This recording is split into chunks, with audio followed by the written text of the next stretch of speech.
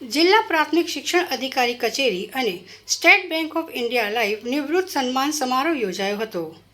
આ કાર્યક્રમ અંબે વિદ્યાલય ખાતે યોજવામાં આવ્યો। મોટી સંખ્યામાં નિવૃત્ત શિક્ષકો ઉપસ્થિત રહ્યા હતા।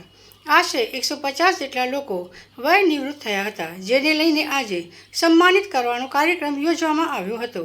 વડોદરા શહેર જિલ્લાના તમામ શિક્ષકો ઉપસ્થિત રહ્યા હતા અને આ કાર્યક્રમ યોજાયો હતો। આજે જિલ્લા શિક્ષણ અધિકારી કચેરી અને જિલ્લા પ્રાથમિક શિક્ષણ અધિકારી કચેરીમાંથી 105 લોકો વય નિવૃત્ત થાય છે। એમાં 61 લોકો ઓપીએસમાં છે। એ 61 લોકોને એમના 90% ઉપાડ ચૂકવી દીધેલ છે। એ ઉપરાંત આ જે લોકો આજે રિટાયર થાય છે, જે ગુરુજીઓ, એમને એમના તમામ લાભ ફોર્મ નંબર 22 એમના નિવૃત્તિના હુકમો તેમજ અન્ય તમામ લાભો આજે આપી દીધા છે।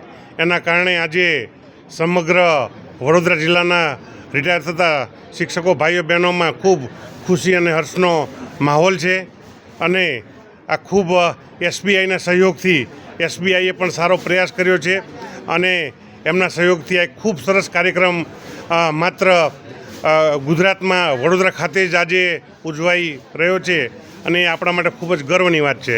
આજે વડોદરા શહેર જિલ્લાના શિક્ષણ વિભાગમાંથી નિવૃત્ત થયેલ સેવકભાઈ, ક્લાર્ક, આચાર્ય આ તમામનો નિવૃત્ત સન્માન કાર્યક્રમ છે।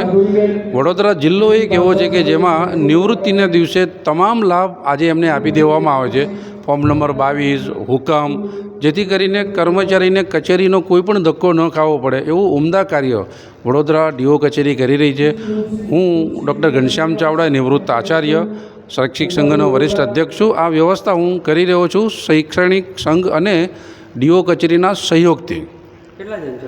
અત્યારે 102 લોકો છે અંદાજિત કે જે નિવૃત્ત થયા છે, એમને આજે તમામ લાભો આપવામાં આવશે।